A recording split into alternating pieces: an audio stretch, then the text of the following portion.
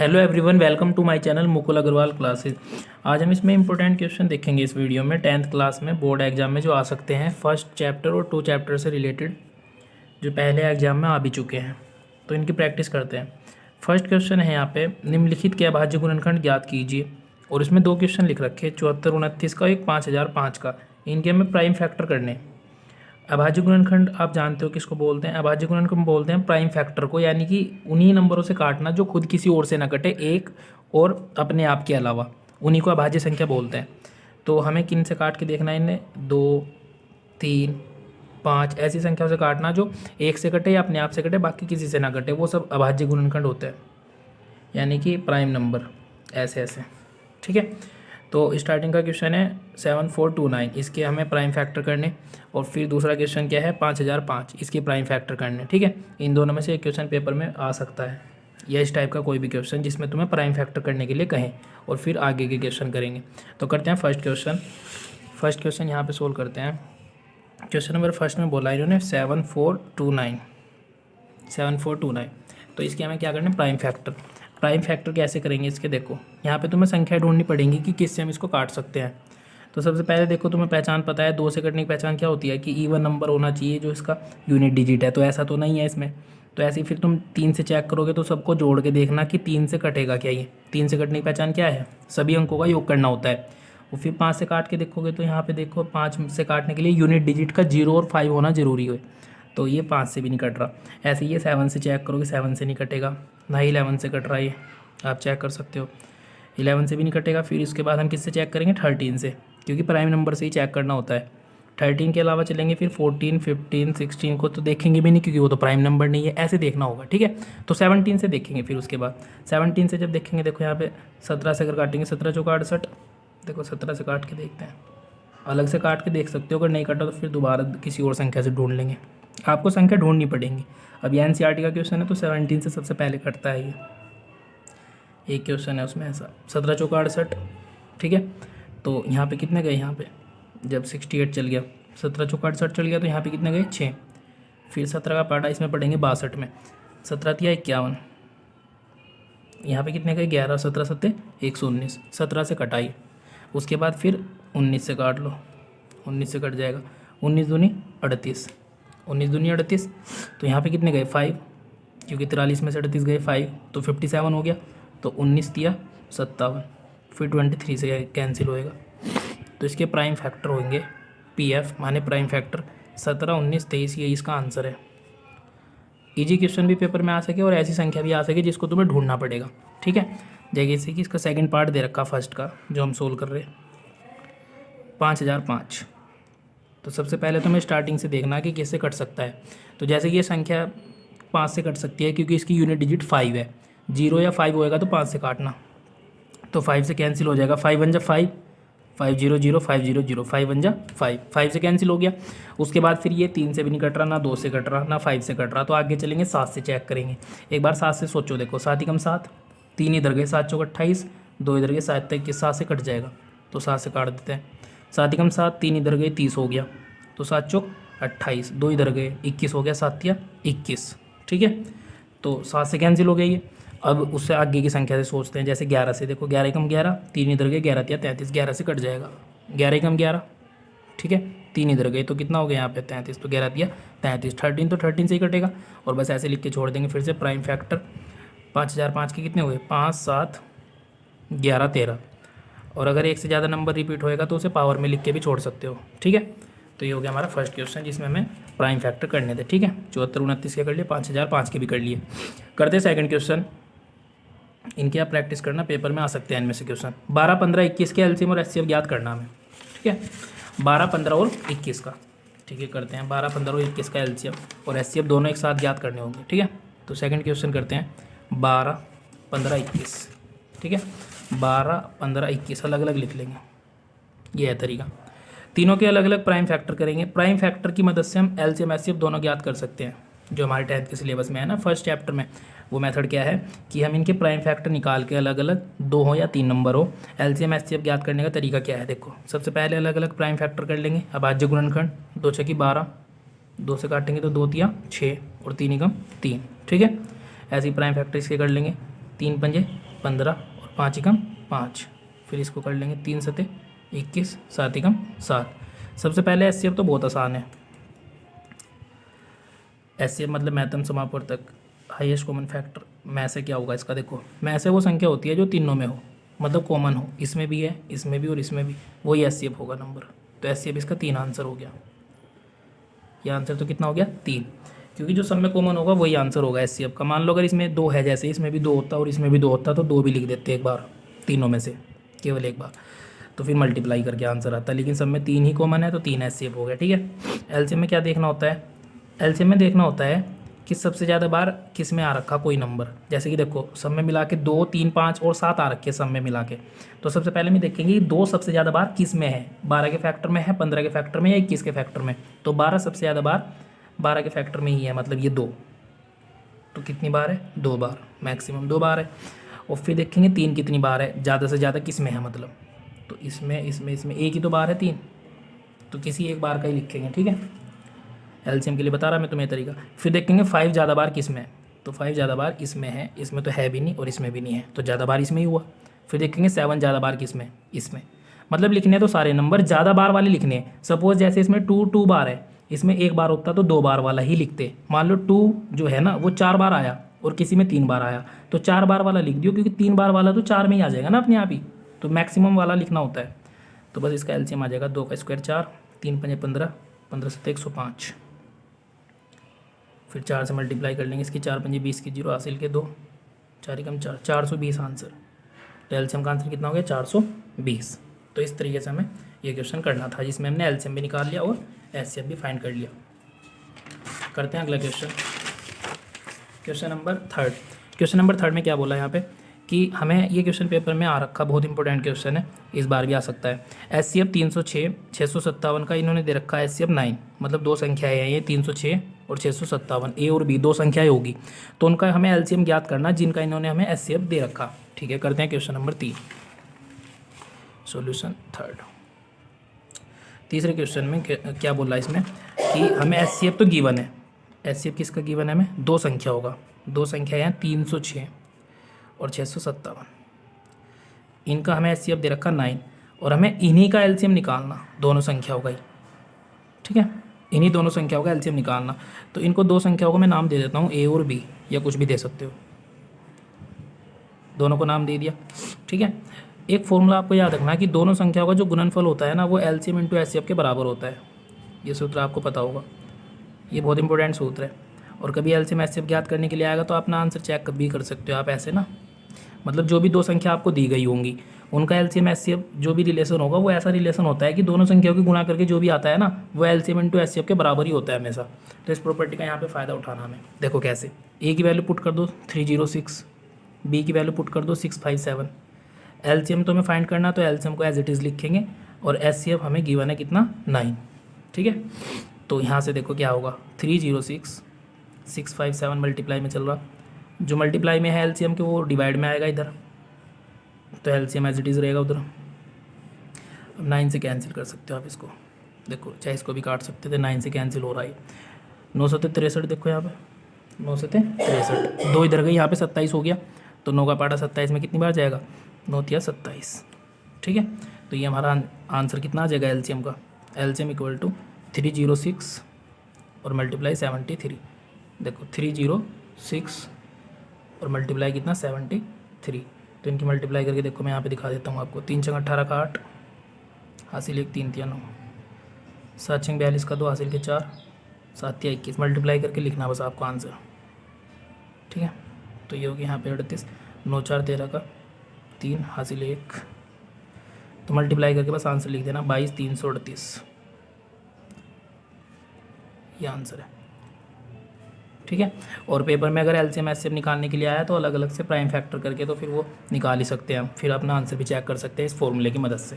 ठीक है, तो करते हैं आज का क्वेश्चन नंबर 4। हमने 3 क्वेश्चन सोल्व कर लिया ना, जो लिख रखे यहाँ पे इंपॉर्टेंट क्वेश्चन छांट के लिख रखे कुछ मैंने फर्स्ट चैप्टर से, और सेकंड चैप्टर का भी ये क्वेश्चन लिख रखा 5, ये पेपर में आ सकता है, अभी सोल्व करेंगे। तो यहाँ पे 4 क्वेश्चन पे आ जाते हैं। अगर पेपर में क्वेश्चन आया कि लंबी विभाजन प्रक्रिया के बिना, मतलब बिना भाग करे हमको बताना कि इसका जो दशमलव प्रसार है ना वो शांत है या अशांत है। ठीक है, मतलब रिपीटिंग है या नॉन रिपीटिंग है, मतलब कैसे, देखो जैसे कि 5/2 है, तो इसको हम डिवाइड करते हैं तो 2.5 आ जाता है। तो आगे तो नहीं चलता पॉइंट के बाद, तो ये शांत होता है मतलब। और अशांत किसको बोलते हैं, जैसे पॉइंट के बाद चलता जाएगा, जैसे 10/9 है तो इससे इसे डिवाइड करेंगे तो पॉइंट के बाद चलता रहेगा, संख्या कहीं पे भी जाके कटेगा नहीं, तो उसको अशांत बोलते हैं। तो बिना भाग करे हम कैसे देख सकते हैं कि जैसे 13/3125 इन्होंने दिया है 3125, ये शांत है या अशांत है। तो कैसे चेक करेंगे इसको, वो देखो यहाँ पे करते हैं फिर आगे क्वेश्चन। फोर्थ का फर्स्ट क्वेश्चन जो है इन्होंने लिखा है यहाँ पे 13/3125। देखो ऊपर वाले को अंश बोलते हैं, नीचे वाले को हर बोलते हैं, यानी कि ऊपर वाले को क्या बोलते हैं इंग्लिश में, न्यूमरेटर, नीचे वाले को डिनोमिनेटर। तो हमें क्या होगा इसमें, मतलब इससे हमें डिनोमिनेटर से मतलब होगा केवल डिनोमिनेटर के आप फैक्टर करके देखना, प्राइम फैक्टर साइड में जो डिनोमिनेटर होगा बटे वाला होगा मतलब हर होगा, उसके तुम अलग से प्राइम फैक्टर करके देखियो। अगर वो फैक्टर 2 और 5 आए या केवल 2 आए या 5 आए और उसके अलावा कोई भी संख्या ना आई तो वो शांत होगा, और इसके अलावा अगर कोई भी संख्या आ गई प्राइम फैक्टर में तो वो अशांत होगा। जैसे कि या तो 2 आए या केवल 5 आए या तो 2 और 5 दोनों आए, इनके अलावा कोई भी नंबर आएगा तो अशांत होगा। तो देखते हैं फिर 5 से कैंसिल हो जाएगा, 5 अंक 30, एक इधर गया 12 हो गए, 5 दूनी 10, 2 इधर गए 5 पंजे 25, फिर 5 से काट देंगे, 5 एकम 5, एक इधर गया 5 दूनी 10, 2 इधर गए 5 पंजे 25। ये प्राइम फैक्टर सबको आते हैं करने, 5 दूनी 10, 2 इधर गए 5 पंजे 25, फिर 5 से कर देंगे 5 पंजे 25 और 5 एकम 5। ठीक है, तो ये प्राइम फैक्टर कितने आए देखो यहाँ पे 13/5 कितनी बार आया, 5 बार, तो 5 बार आया, उसके अलावा तो कोई संख्या नहीं आई। मैंने बोला था 5 आए या 2 आए तो शांत होगा, तो इसका दशमलव प्रसार क्या हुआ, शांत। तो देखो हमने 3125 से 13 को भाग किए बिना बता दिया कि इसका दशमलव प्रसार कैसा होगा, शांत। तो यही तरीका है सब क्वेश्चन में करने का।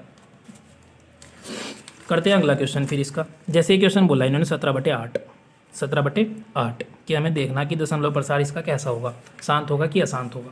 तो बहुत आसान क्वेश्चन है। देखो इसका सेकंड पार्ट कितना आसान है। क्वेश्चन में क्या बोला 17/8, तो मैंने क्या बोला था हर से मतलब है केवल, तो हर क्या है इसका 8 के अगर हम फैक्टर करके देखेंगे तो क्या आएंगे 8 के फैक्टर, 2 चौक 8, 2 दूनी 4 और 2 एकम 2, तो सारे 2 ही तो आए। तो इसको हम लिख सकते हैं 17/2 तो 2 के अलावा तो कोई नंबर नहीं आया, 2 3 बार आया तो शांत है ये। क्या है ये, शांत। तो दशमलव प्रसार शांत होगा या अशांत होगा किस पे डिपेंड करेगा कि डिनोमिनेटर के फैक्टर कैसे आएंगे। ठीक है, तो करते हैं अगला क्वेश्चन। जैसे कि देखो इसमें इन्होंने फैक्टर करके खुद ही दे रखा 129 कभी कभी क्वेश्चन पेपर में ऐसा भी आ सकता है कि जिसमें फैक्टर करके अपने आप ही देंगे वो, यानी कि उसके फैक्टर लिखेंगे। देखो यहाँ से करते हैं तीसरा क्वेश्चन, इसका थर्ड क्वेश्चन करते हैं। ठीक है, क्वेश्चन नंबर 3 इसका थर्ड पार्ट करते हैं। तो इस क्वेश्चन में क्या करना है, देखो 129 के बटे में क्या लिखा हुआ 2 मल्टीप्लाई 5 मल्टीप्लाई 7 ठीक है। तो इसका दशमलव प्रसार हमें देखना शांत है या अशांत है। इसमें तो फैक्टर भी करने की जरूरत नहीं, हम यहीं से देख के बता सकते हैं।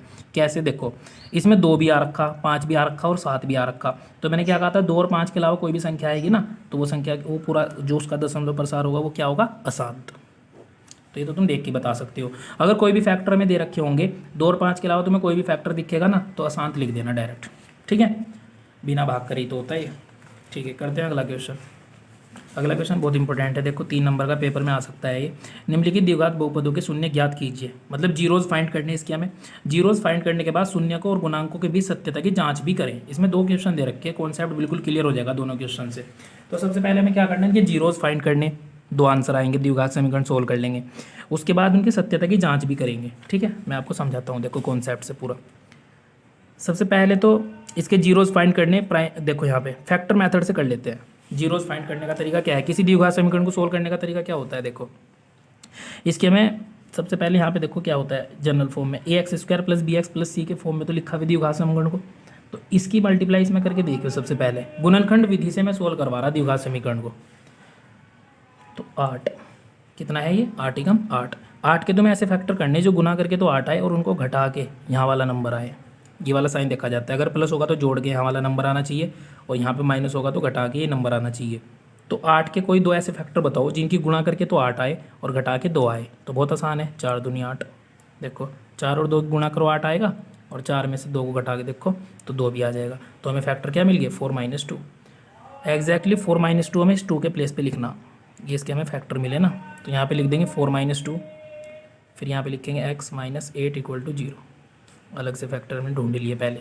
ठीक ठीक है। उसके बाद द्विघात समीकरण को सोल्व करना बहुत आसान है। एक्स स्क्वायर, ये माइनस अंदर जाएगी, साथ साथ एक्स की भी मल्टीप्लाई होगी, तो माइनस प्लस माइनस, 4 की मल्टीप्लाई एक्स में करेंगे तो 4x, माइनस माइनस प्लस, 2 की मल्टीप्लाई एक्स में करेंगे 2x, -8 इक्वल टू 0।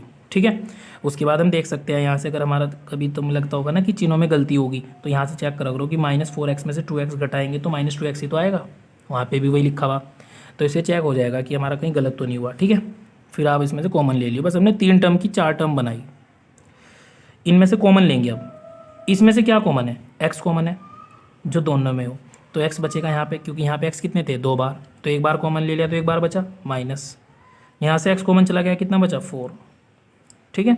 अब ऐसे यहाँ से कॉमन लो, कुछ ऐसा कॉमन लेना पड़ेगा कि बिल्कुल सेम यही वाला आ जाए, तो 2 तो कॉमन है ही इसमें, देखो 2 से 2 को कैंसिल करेंगे तो x बचेगा, 2 4 जा 8, साइन जू का तू रहेगा, और हमेशा इस वाले में और इस वाले ब्रैकेट में सेम संख्या ही आएगी। तो x-4 यहाँ से कॉमन ले लेंगे फिर से, जो अंडरलाइन कर रखा। फिर उसके बाद क्या बचेगा यहाँ पे x, और यहाँ पे क्या बचेगा +2 इक्वल टू 0। ठीक है। इसके बाद यहाँ से हम क्या करेंगे, एक बार इसको 0 रख देंगे, एक बार इसको 0 रख देंगे, क्योंकि दोनों तो 0 के बराबर है ना, तो दोनों फैक्टर के आंसर आ जाएंगे, मतलब यहाँ से इसके रूट्स निकाल लेंगे। तो इधर माइनस का, उधर जाके प्लस का, एक तो x का मान कितना आया 4, मतलब ये इसके जीरोज़ होंगे, ये इधर प्लस का, उधर जाके माइनस का, तो x का दूसरा मान कितना आया -2। अब देखो इनका एक बार योगफल देख लेते हैं, क्योंकि सत्यता की जांच भी तो करनी थी ना, तो इनका योगफल देख लेते हैं। जो हमारे जीरोज़ आए ना, इनको शून्य कह सकते हैं, शून्य हमारे आ गए, और इनको जीरोज़ भी कह सकते हैं इंग्लिश में। तो योग देखेंगे कितना होगा, तो योग हमारे शून्य का होगा, क्या होगा -2 + 4, इनका योगफल एक बार करके देख लेते हैं ना, सत्यता की जाँच भी तो करनी, तो 2 आ रहा। ठीक है। और इन्हीं का एक बार गुणनफल चेक कर लेते हैं सत्यता की जांच के लिए। गुणनफल जब चेक करेंगे तो कितना आएगा -2 4, तो 4 2 जा 8, -8 आया, तो योगफल 2 आया और गुणनफल कितना आया -8। अब हम फॉर्मूले से निकाल के देखेंगे, अगर यही आया योगफल और गुणनफल तो सत्यता की जांच बिल्कुल सही बैठ जाएगी। तो देखो फॉर्मूला तुम जानते हो, अल्फा + बीटा का क्या होता है योगफल का, -b/a, -b/a, और अल्फा × बीटा का फॉर्मूला क्या होता है c/a। ये किसका फॉर्मूला है, शून्यकों की योगफल का फॉर्मूला ये है, और शून्यकों के गुणनफल का फॉर्मूला ये है c/a। अब ए बी सी कहाँ से देखने होते हैं, देखो यहाँ से क्वाड्रेटिक इक्वेशन जो दे रखी होती है शुरू में, तो यहाँ से ए बी सी की वैल्यू देखनी होती है। देखो a = b = और c के मान कितने होंगे, देखो a का मान तो हो जाएगा क्लियर कितना 1, जो x² का कोफिशिएंट होगा a का मान होगा, b की वैल्यू क्या हो जाएगी -2, और c की वैल्यू कितनी हो जाएगी -8। ये बहुत आसान है, कंपेयर करके यहाँ से a b c की वैल्यू फाइंड कर सकते हैं। a b c की वैल्यू यहाँ पे पुट करके देखेंगे। अब देखो यहाँ पे माइनस है और यहाँ पे भी माइनस है b की वैल्यू में, तो माइनस +2/1, तो यहाँ से योगफल कितना आया 2, तो योगफल हमारा भी तो 2 आया था ना, देखो जो जीरोज़ आए थे उनका योगफल भी 2 आया था, तो सत्यता की जांच होगी ना, देखो बिल्कुल सही बैठ रहा। ऐसे गुणनफल को चेक कर सकते हो। c की वैल्यू कितनी है -8/a, a की वैल्यू 1 है, तो यानी कि -8, तो गुणनफल कितना है -8, जो कि -8 ही आ रहा था। तो ऐसे आप सत्यता की जाँच भी कर सकते हो। ठीक है, अपना आंसर चेक कर सकते हैं आराम से। अब इसका करते हैं सेकंड पार्ट, ताकि आपको और अच्छी तरह क्लियर हो जाए। एक क्वेश्चन और है इसमें, जिसका सेकंड पार्ट है सत्यता की जांच करनी और इसके जीरोस फाइंड करने, वो है 4u² + 8u। देखो इसमें जो कांस्टेंट वाला पार्ट है वो तो इसमें नहीं दे रखा, तो अगर मैं वैल्यू लिखना चाहूँ पहले से a b c की, तो क्या लिखूँगा, देखो जो नहीं होगा वही तो जीरो होगा, तो इसमें कांस्टेंट पार्ट नहीं है, c वाला जीरो हो जाएगा। a², यहाँ पे देखो है ax², क्योंकि जनरल फॉर्म ये होती है ना क्वाड्रेटिक इक्वेशन की, ax² + bx + c = 0। तो देखो इसकी कंपैरिजन इससे हो जाएगी, x² का कोफिशिएंट a, तो u² का कोफिशिएंट 4, यहाँ पे वेरिएबल u है ना, तो यहाँ पे a की वैल्यू 4 हो जाएगी, b की वैल्यू 8 हो जाएगी, और c की वैल्यू 0 हो जाएगी। ऐसे कंपेयर करके वैल्यू निकाल लेनी चाहिए, क्योंकि हमें सत्यता की जांच भी तो करनी ना बाद में। तो अब करने का तरीका देखो, इसका बहुत आसान है। सबसे पहले इसमें से 4u कॉमन ले लो, 4u कॉमन ले लो शुरू में ही, क्योंकि इसमें क्वाड्रेटिक इक्वेशन उस वाले फॉर्मेट में नहीं बन रही बिल्कुल भी, ताकि हमें पूरा सोल्व करना पड़े। तो यहाँ तो बहुत ही आसान बन रही क्वाड्रेटिक इक्वेशन। यहाँ से क्या बचेगा u प्लस, अब u तो कॉमन ले लिया, 4 2 जा 8, जो भी कॉमन लेंगे ना उससे डिवाइड करके देखते हैं। देखो अगर मैं इसकी 4u की मल्टीप्लाई इसमें करूँगा तो वही तो आएगा वापस से। मैथ में हर वो अगला स्टेप सही है जिससे पिछला स्टेप आ रहा। तो देखो अगर अंदर मल्टीप्लाई करोगे तो वही आ जाएगा जो का तो मैंने यहाँ से 4u कॉमन लिया था, तो 4 को आप 0 में भेज सकते हो, या फिर ऐसा करो कि दोनों फैक्टर को एक बार 0 के बराबर रख लो, एक बार इसे 0 के बराबर रख लो, एक बार इसको 0 के बराबर रख लो। तो 4u = 0 और u + 2 = 0, u की दोनों वैल्यू आ जाएंगी फिर। तो u = 0/4, यानी कि u = कितना आ गया 0, तो इसका एक जीरोस तो क्या आ गया 0 आ गया, मतलब शून्य, और एक क्या आ जाएगा u, इधर प्लस का उधर जाके माइनस का, तो u का मान कितना आ गया -2। मैंने क्या बोला था, सबसे पहले इनका योगफल निकाल के देख लेना चाहिए और एक बार गुणनफल। जो हमारे जीरोज़ आए, मतलब शून्यक आए। तो हमारे शून्यक तो ये आए, इनका योगफल हम चेक करेंगे तो -2 ही आएगा, प्लस माइनस माइनस ही हो जाएगा। गुणनफल चेक करेंगे तो कितना आएगा, ऑब्वियसली 0 ही आएगा, क्योंकि 0 की मल्टीप्लाई होंगी ना किसी से भी, तो 0 ही आएगा। अब चेक करेंगे हम कि जो हमारे फॉर्मूले हैं उनसे भी यही आएगा क्या। तो फॉर्मूले क्या है हमारे पास, याद करने हैं आपको। शून्यकों के योगफल का सूत्र क्या होता है, -b/a। तो -b/a वैल्यू पुट करेंगे, -8/a की वैल्यू कितनी है, 4। आप यहाँ से चेक कर सकते हो। तो 4 2 जा 8, 4 2 जा 8, तो योगफल कितना आया, -2। तो यहाँ पे भी योगफल कितना था, -2 ही तो था, देख लो। और गुणनफल 0 आना चाहिए, तो अल्फा इंटू बीटा चेक कर लेते हैं c/a के हिसाब से। c/a, c क्या है यहाँ पे, 0/a, a की वैल्यू कितनी है, 4। 0 के बट्टे में कोई भी आएगा तो 0 ही बनेगा, तो गुणनफल भी कितना आया, 0। तो यहाँ पे भी तो गुणनफल 0 ही आया था, तो ये सत्यता की जांच भी होगी। ऐसे आप प्रैक्टिस कर सकते हो। और भी क्वेश्चन की, एनसीईआरटी का कोई भी क्वेश्चन आपको पूछना हो तो कमेंट कीजिए। Thank you for watching this video.